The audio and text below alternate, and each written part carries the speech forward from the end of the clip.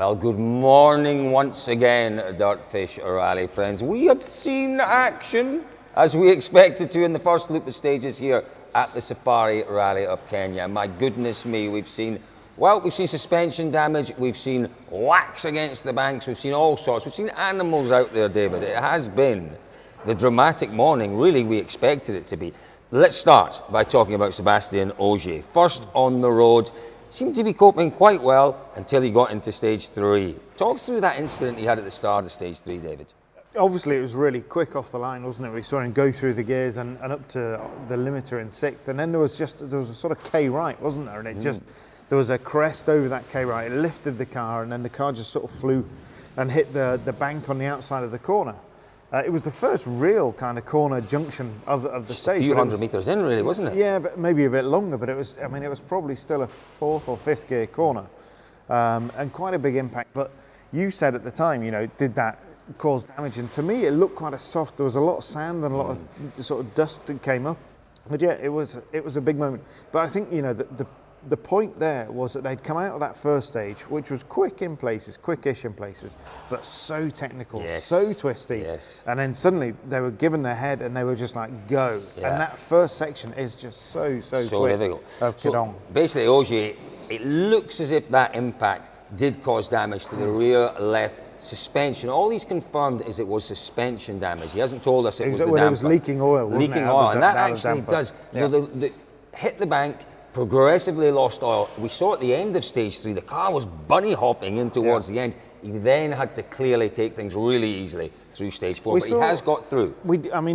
Historically we've seen this a lot. You used to see the dampers overheat, didn't you? And then the viscosity of the love fluid that in that, it would suddenly the wheel would really it's just left on the spring.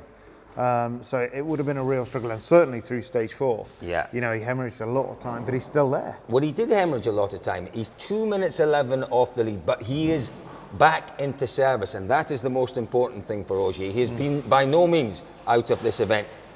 Well, one driver who didn't make it back to service was Ogier's teammate, David. Elfyn Evans, within sight of the flying finish of stage 3. Talk us through that issue. Quite clearly, he hit a rock, didn't he? It was into a left-hander. He'd gone slightly wide just to try and open that left-hander up, and just clipped a rock that was buried in the bushes.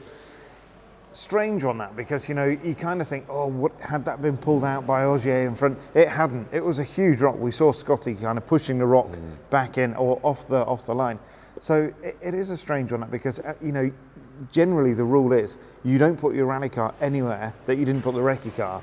He hadn't put the recce car in there, but as I say, just tried to open the corner up a little bit by coming into it slightly wider, and immediately it was a big bang and the wheel had gone off. Yeah. And it really was a good demonstration for me of this requirement for the drivers to change their mindset.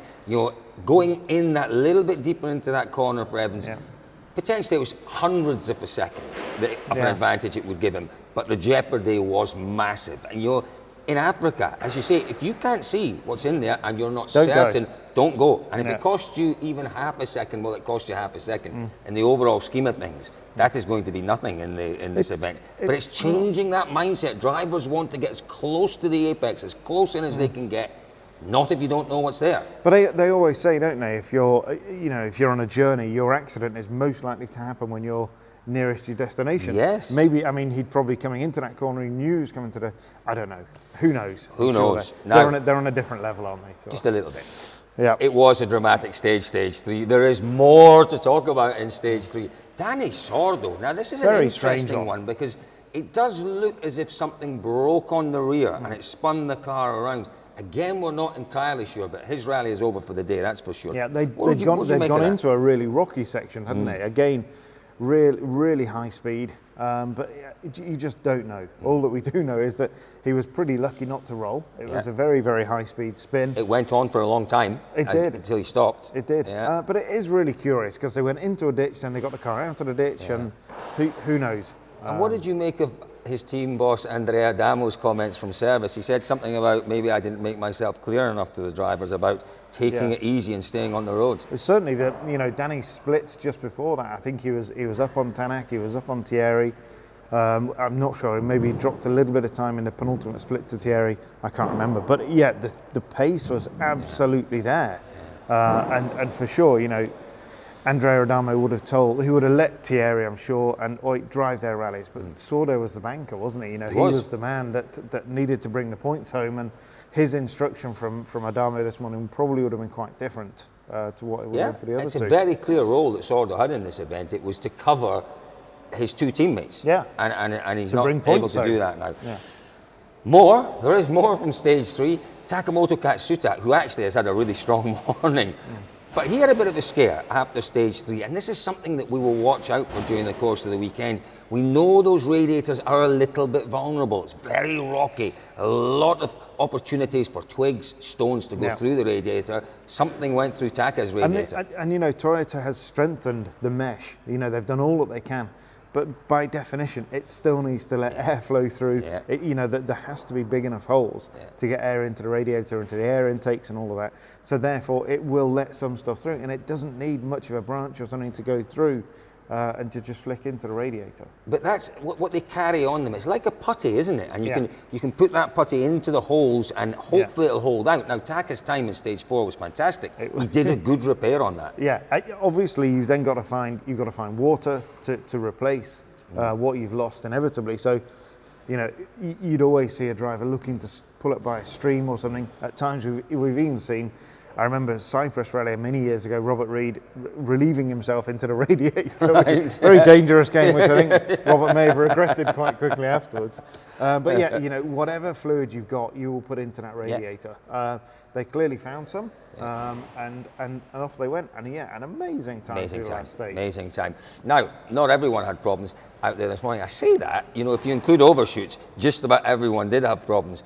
Thierry Neuville, really strong morning, some great pace from him, obviously out there, David. But he picked up a couple of slow punctures. He did have an overshoot.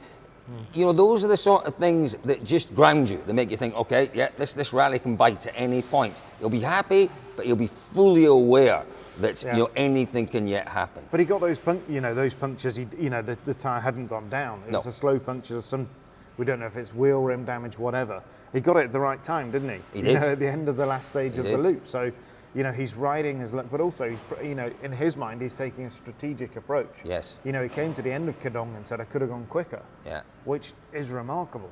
Yeah, but that's going to be the story with a lot of them. You know, the important thing is you're through, and you're through with a competitive time. Yes, you probably could have gone quicker in just about every section of every stage, but you know, the penalty, the potential penalty. You know, you say that, Cole, but then you look. You know, I was quite surprised at Ogier in Kedong in that long one. He looked ragged, didn't he? At the start? No, all the way through. You know, it was really on the edge going into almost every corner we saw him on. Yeah, but remember, he had that issue right at the start of the stage. It upset him. And then he's dealing with it. He's dealing with it. Have I damaged it? Haven't I damaged it? We were talking, or I was talking about Ogier being this great person who could really kind of contain the rhythm and just deal with everything. It rattled him. It would rattle you. You know, it would get into your head that you'd lost that time. Then you'd lost that time at the hairpin. But no, he was a guy that was pushing that car pretty much as hard as it would go. Good morning for sure for Thierry Neuville, and a really good morning for Kalle Rovanperä. Top 3, Thierry Neuville leads Kalle Rovanperä 5.1. That's a great battle. Oit Tanak, little bit off the pace, not too far, 30 or so seconds. We don't think he had any issues out there this morning. Again, it's just about finding a safe pace for Tanak. Absolutely, you know, he knows that he cannot afford another DNF here in this championship. Not. He's got to get there. Kalle is the guy, though, you know, came through in both Kedong and Azerian in the last stage of the loop, and was surprised at the time that he'd done. You know, for me, Kalle seems to be driving a really sensible rally. Could be his weekend.